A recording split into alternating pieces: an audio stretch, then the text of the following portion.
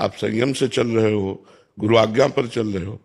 एक जगह बैठकर 100 लोग भजन करें तो भी अंतराय होगा। एक जगह बैठकर 100 लोग भजन करें तो भी उनके भजन का फल अलग अलग होगा।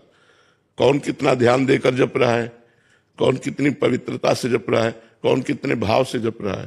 तो इसलिए सबकी एक गति नहीं हो सकती, सबका एक निर्णय नहीं हो सकता, क्योंकि मति भिन्न भिन्न है, भाव भिन्न भिन्न है, सोच भिन्न भिन्न है, आचरण भिन्न भिन्न है, उद्देश्य भिन्न भिन्न है। सबका उद्देश्य भगवत प्राप्ति थोड़ी है। तो इसलिए सबका समान भाव से कल्याण नहीं हो पाता। जो जितनी लगन से भजन करता है, उद्देश्य परिपक्व रख के, उतना आगे बढ़ता जाता है।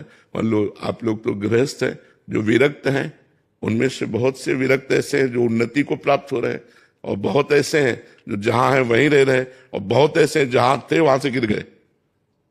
3 प्रकार के, एक जो जहां थे वहां से उन्नति को प्राप्त हो रहे हैं, एक जो जहां है वो वहीं है, और एक जो जहां थे वहां से नीचे गिर गए। तो उनमें प्रधानता तो आपकी हुई ना।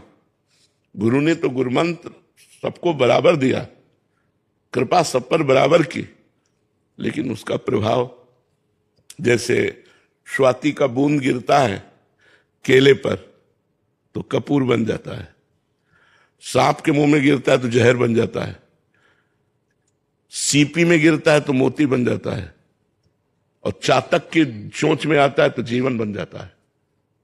स्वाति की बूंद में तो कोई दोष है नहीं, पात्रता में है। जो नीचे पात्रता में आया वही उसका स्वरूप बन गया। तो गुरु मंत्र बराबर सबको दिया जाता है, बस आपका उद्देश्य, आपकी लगन, आपकी पवित्रता, आपकी जितेंद्रियता उसमें काम करती है। यदि आप सही ढंग से चल रहे हैं तो आपकी आध्यात्मिक उन्नति होना आपको अनुभव में आने लगेगा। मेरा मन प्रसन्न हो रहा है, भगवान प्रिय लगने लगे, सबसे प्रेम व्यवहार का बर्ताव होने लगा, आनंद ही आनंद। तो निगेटिव विचार शांत होते चले जा रहे हैं। तो ये सबका नहीं है, क्योंकि वो भजन ही नहीं करते और संयम से नहीं चलते। मनमानी आचरण तो फिर कैसे होगा? समझ पा रहे हैं आप? देवांश प्रताप जी आगरा से। राधा वल्लभ श्री हरिवंश महाराज जी। महाराज जी, भगवत प्राप्त और मोक्ष प्राप्ति होने वाले महापुरुष में मूलभूत क्या अंतर होता है? एक ही है, एक निराकार तत्व में लीन हो जाता है, जैसे समुद्र में तरंग लीन हो गई। अब तरंग का ना नाम रहा ना रूप रहा, उसे कहते हैं मोक्ष। और एक भगवान का दासत्व स्वीकार कर भगवान की सेवा में रहता है, इसे कहते हैं भगवत प्राप्ति। एक कल्याण हो जाता है कि जन्म मरण से मुक्त हो गया, और एक भगवान की सेवा में जाता है। तो मोक्ष कल्याण होना और भगवत प्राप्ति में अंतर है। अब जैसे राम जी का उपासक है तो साकेत धाम जाकर सिया राम की सेवा करेगा, राधे श्याम का उपासक है तो गोलोक वृंदावन धाम में, भगवान शिव पार्वती का उपासक है तो कैलाश में, और मोक्ष की अभिलाषा रखता है तो मुक्त हो जाएगा, और तत्व स्वरूप भगवान में एक हो गया, लीन हो गया। जैसे एक बोरे में 2 चीटा लगे हैं चीनी के, तो एक चीनी के साथ कढ़ाई में जाकर चीनी में औट गया, और एक बोरे के किनारे लगा हुआ उसका स्वाद ले रहा है। तो वो जो औट गया वो मोक्ष है, और जो स्वाद ले रहा है वो भक्ति रस है, वो है भगवत प्राप्ति।